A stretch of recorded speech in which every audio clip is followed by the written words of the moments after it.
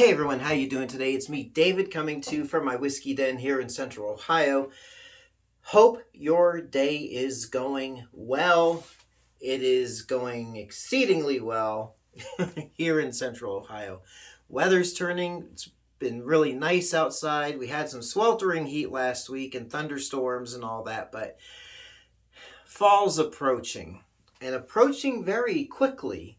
So now is the nice time of year, where it's getting cooler and you want to kick back and have a little bourbon, whatevs. So this video, where we're not having anything to drink, we're not sampling. This is one of my rant videos because I'm originally from Jersey, and if it's something us Jerseyans like to do, it's rant about stuff and rave. Mostly rant. Couple of things recently is causing me to want to do this video. So this is all off the top of my head. I don't have any notes. Trust me on this stuff. So speaking of Jersey, recently my sister and her husband came out for a visit from the Garden State.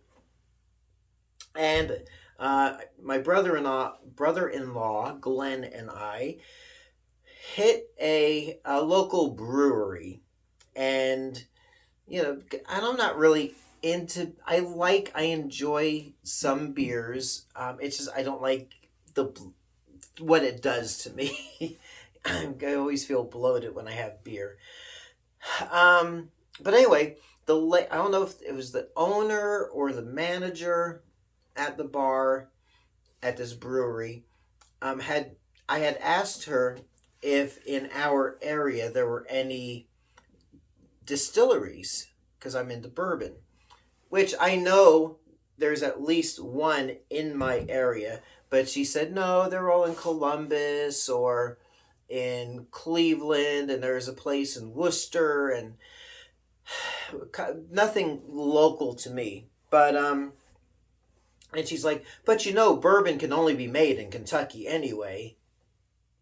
It's like, and I was like, well, what I'm gonna say, bourbon can be made anywhere in the United States and be called bourbon. It doesn't have to be just made in Kentucky. I did a video on this some time ago, and you can watch that video, but essentially it has to be a mash bill of at least 51% corn, and the other grains can be malted barley and wheat or rye, along with that corn. Has to be aged for a minimum of 2 years in newly charred oak barrels. So there you go.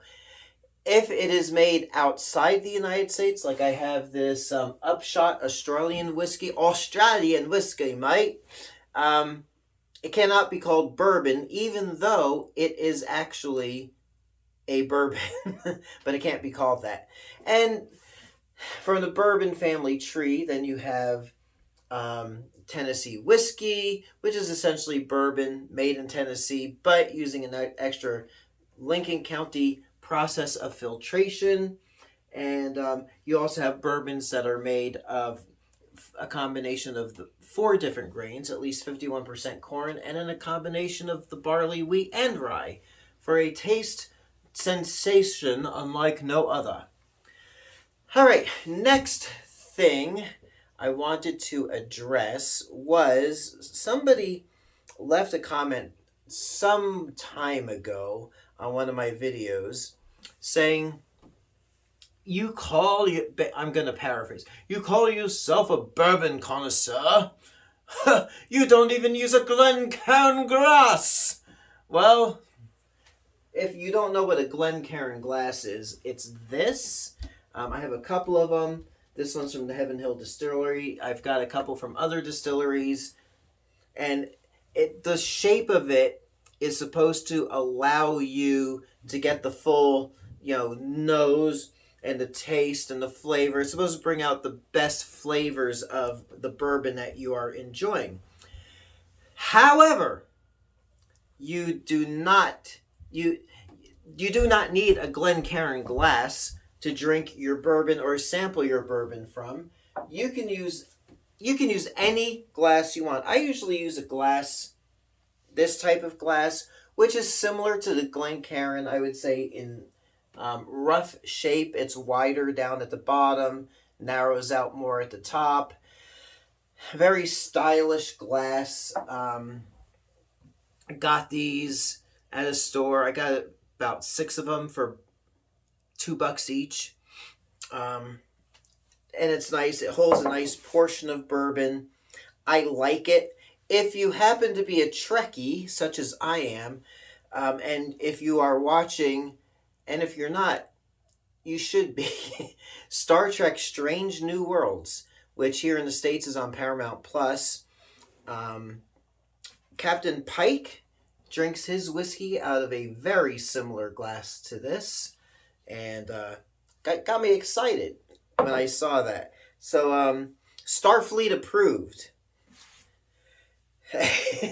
So anyway, or, you can use this kind of glass, this type of tumbler, which I've used on videos on occasion. You can use a little sample glass like that. I like using these when I'm doing a like battle or side-by-side comparisons. You can use a little snifter if you want. You can use a tumbler such as this. What else do I have around here? Oh, here's another tumbler from Blanton's. You can use that. Hey, you want to use a vintage shot glass like this early times one? You can use that as well. Don't just think you only can use or should use a Glencairn glass. These puppies run at the distilleries $10 each. I got them as souvenirs, or if I want to do some bourbon tasting with some friends. These over here, and but in any event, use whatever glassware you want. The only thing I am going to recommend to you is use glass. Do not, you can use a red Solo cup for all I care. But I would use that maybe for 7 and 7 or Jack and Coke or something. But don't use plastic just to, for a pour of bourbon.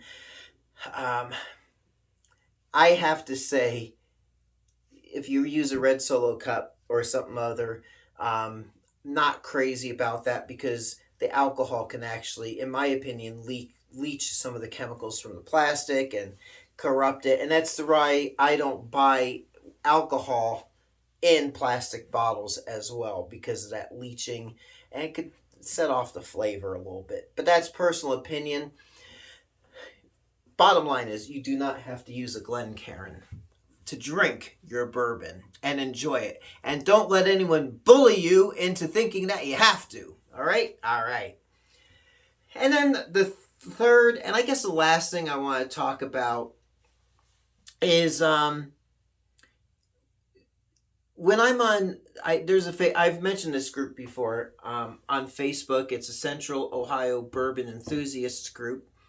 Also, many bourbon review channels kind of get you to thinking that unless you have some highfalutin bourbons, expensive bourbons in your collection, then you're not really a bourbon connoisseur or collector or any sort of such or anything like that. Now, yes, I do have some high-end bourbons here on the shelves.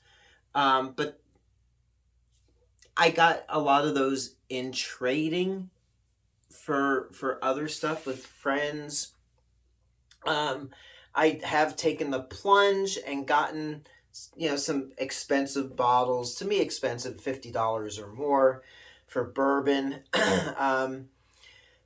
And truth to tell, a lot of my favorites are the bottom shelf offerings. So, or, like under $30, that sort of deal. Stuff that's commonly found. So, my big piece of advice is, don't feel like you're not a real bourbon collector. Don't feel like you're not a real bourbon collector unless you have these expensive bourbons on your shelf. Because as long as you're collecting bourbon, 2 bottles, let's say a bottle of Benchmark, a bottle of Old Crow, that's a collection. And it's bourbon. Um, I am not saying that you shouldn't go out and buy what you want, but if you have a budget and you enjoy bourbon, just drink what you like, and don't feel intimidated if if you watch some of these other channels and they're talking about bourbons you'll never see or be able to afford. And that goes for me as well. I mean, I can find some of these, and my wife and I do road trips, so I do stumble upon some stuff I can't find here in Ohio. um, and if you find something and you want to buy it, you got the money, go on ahead, that's your decision. But if you do feel intimidated, then don't feel bad if you don't have Blood Oath Pack 7 or Weller or Blanton's or anything else on that other people are enjoying and enthusiastic about, because it's not what it's about. It's just about enjoying what you like. And so I'm going to leave it at that. Little ranting and raving and moving and a hollering. So until next time, it's me, David, coming to you from my whiskey den here in Central Ohio. I hope your next pour is your best pour. We'll catch you soon. Thanks for watching. Hey everyone, if you like what you see, please like and subscribe so you can be notified of future videos as they drop. Thanks for watching.